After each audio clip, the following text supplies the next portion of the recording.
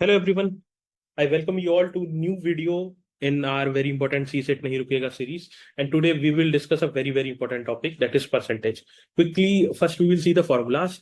समझ गए तो ठीक है, नहीं तो we will learn a trick and we will apply it to actual UPSC CSET question और उससे solve कर लेंगे, ठीक है। तो पहला एक ना फॉर्मूला होता है कि ऐसे क्वेश्चन होते हैं ना, व्हाट इज 20% ऑफ 50, ठीक है। तो ये मान लो ए है, ये मान लो बी है। Formula is a into B divide by 100। So 20 into 50 divide by 100, तो ये आ गया 10%। दूसरी तरह का एक क्वेश्चन होते हैं जिसमें ये पूछा जाता है ना, what percent of 100 is 50, let's suppose, ठीक है। ये ए हुआ, ये बी हुआ। इसमें जो फॉर्मूला होता है वो होता है B divide by A into 100। B यहाँ पे वैल्यू है 50 डिवाइड बाय 100 इंटू 100, ये आ जाएगा 50%। Okay, then there is a formula of percentage increase और डिक्रीज।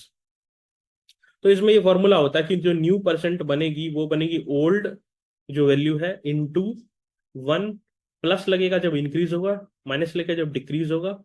परसेंटेज जो इंक्रीज और डिक्रीज की वैल्यू है डिवाइड बाय 100। तो मान लो कि क्वेश्चन है जिसमें बोला कि इंक्रीज 100 बाय 10%, ठीक है। तो न्यू वैल्यू जो आएगी, ओल्ड कितना 100 है, 100 इंटू इंक्रीज है तो प्लस, ओके, एंड परसेंटेज कितना है 10 डिवाइड बाय 100, ठीक है। सो ये हो गया 100 इंटू 1 प्लस 0.1, 100 इंटू 1.1, 110। तो ये हो गई नई वैल्यू। अगर डिक्रीज होता तो यहाँ माइनस हो जाता। फटाफट देख लो।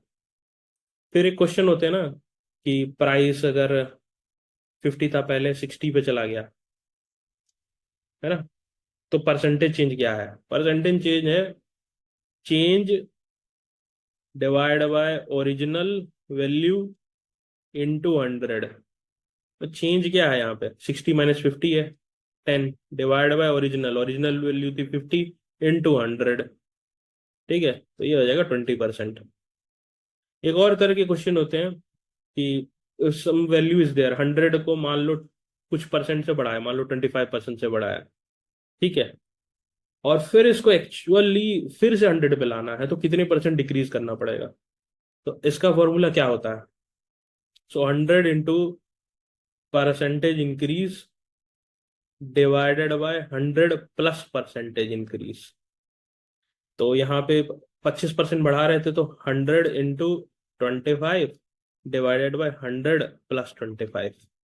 तो हमारा आंसर आ जाएगा 20% डिक्रीज नीडेड। अब सीसेट का एग्जांपल देखो। एक्चुअल फॉर्मूलाज तो I had never never never applied and never crammed, and percentage के question never ever I made wrong. Easy होते हैं बहुत। अब the question is the increase in the price of a certain item was 25%, then the price was decreased by 20%, and then again increased by 10%. What is the resultant increase in the price? काम कहानी है। Let's suppose, answer यहाँ से start होगा। Let's suppose the price of item be 100। अब यहाँ से हम करते हैं शुरू काम। The increase in the price of a certain item was 20%, 25%। तो 100 से हो गया 125 पहले, फिर था then the price was decreased by 20%। अब 125 का 20% होगा 25 रुपीज, है ना। 10% होगा 12.5 एंड 20% होगा 25।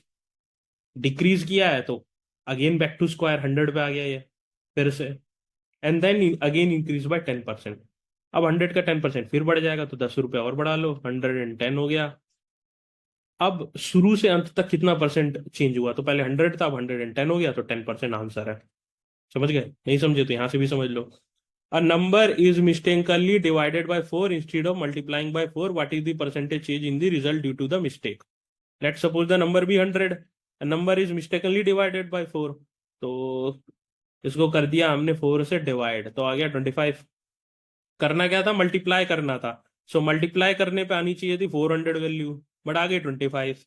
तो percentage change in the result due to the mistake is क्या? तो मिस्टेक के कारण 375 का अंतर आ गया, ठीक है। और एक्चुअली वैल्यू आनी चाहिए थी 400 इंटू 100। इसको जब करोगे तो ये लगभग लगभग 93.75% आएगा। समझे बात को? करना कुछ नहीं है, कोई भी चीज दी हो उसको पहले 100 मान लो, फिर फटाफट फटाफट फटाफट कैलकुलेशन करो ऐसे। एकदम 100% आंसर आएगा। इन फॉर्मूलों से आए ना आए उलझ जाओगे, जैसे ये फॉर्मूले हैं इसमें उलझ जाओगे, तो बहुत बहुत बड़े फॉर्मूले होते हैं। स्मॉल फॉर्मूले से तो हो जाएगा, बट ये ही है, लेट सपोज 100 करो, फट फट फट फट कैलकुलेशन करो, आंसर एकदम 100% करेक्ट आएगा, उलझोगे नहीं, and the time that you will spend will be fruitful. Formulas में समटाइम्स कैलकुलेशंस इतने डिफिकल्ट एंड लेंदी हो जाते हैं कि the finding the answer becomes very very difficult.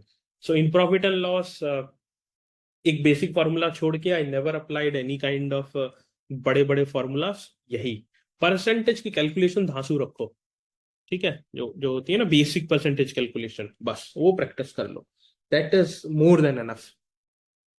Thank you very much.